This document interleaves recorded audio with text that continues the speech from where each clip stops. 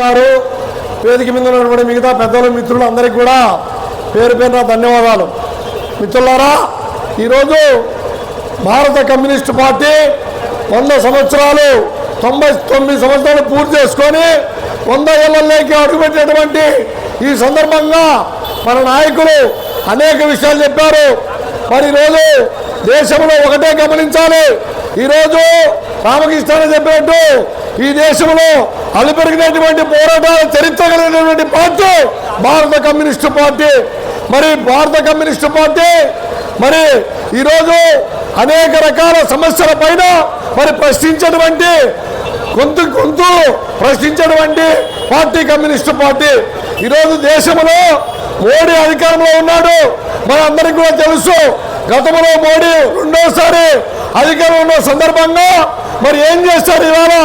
మరి మొత్తం భారతదేశంలో ఉన్నటువంటి 1% మంది కార్పొరేట్లకు దేశ సంపదనంతా దోచిపెట్టడం జరుగుతూ ఉంది.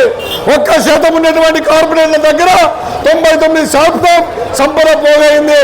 మరి ఈరోజు ఆ సంపదనంతా పునఃపంపిణీ చేయాలని చెప్పేసి కమ్యూనిస్ట్ పార్టీ డిమాండ్ చేస్తూ ఉంది. అదేవిధంగా దేశంలో ఉన్నటువంటి అనేక మంది మేధావులు ఎవరైతే ఉన్నారో ప్రశ్నిస్తున్నారో వారందరినీ మట్టుపెట్టినటువంటి దుర్మార్గమైనటువంటి చరిత్ర భారతీయ జనతా పార్టీని. గతంలో అనేక మందిని చంపారు. అనేక మందిని 2 కాళ్ళు లేనటువంటి సాయిబాబాను కూడా జైల్లో మధ్యతట్టి చేశారు. అనేక మంది గౌరీ లంకేష్ చంపారు. గోవిందు పన్సారని చంపారు. కల్బుర్గిని చంపారు.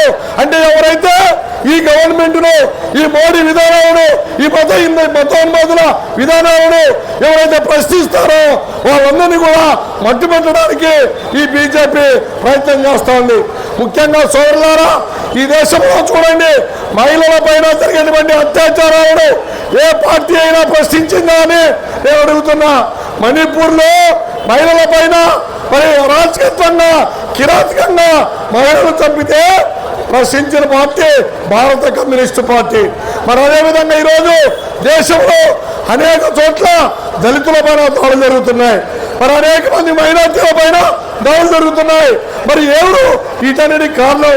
ఈరోజు బీజేపీ భారతీయ జనతా పార్టీ మతోన్మాదాన్ని, కులోన్మాదాన్ని రెచ్చగొడుతూ ఈ దేశంలో పాలన సాగిస్తూ ఉంది. ఆ విధానాలన్నింటికీ చరమగీతం పాడాలంటే మన కమ్యూనిస్టు పార్టీ మరి ముఖ్యంగా ముందుకు పోవాలా. ఈరోజు 100 సంవత్సరాల చరిత్ర కలిగినటువంటి పోరాటాల చరిత్ర కలిగినటువంటి కమ్యూనిస్టు పార్టీ రాబోయే కాలంలో మరి బలోపేతంగా బలంగా చేయాలి. ఈరోజు అనేక రకాల కార్మిక రంగ సమస్యలు కూడా ఉన్నాయి. మరి గతంలో మనం అనేక ఉద్యమాలు చేశాం. మరి అటువంటి సమస్యలన్నీ కూడా ఈరోజు అపరిష్కృతంగా ఉన్నాయి. వాటన్నిటినీ మరి ముందు తీసుకుపోవాలన్నప్పుడు మన పార్టీ మరింత అదునెక్కాల. ఎర్రజెండా మరొక్క ఎరుపు మరి పెరగాల. ఎర్రజెండా సాక్షిగా మనమందరం కూడా ఈరోజు ప్రజల మూలాన ఈ ప్రజా సమస్యల పరిష్కారానికి పోరాటమే శరణ్యం, ఎర్రజెండానే శరణ్యం.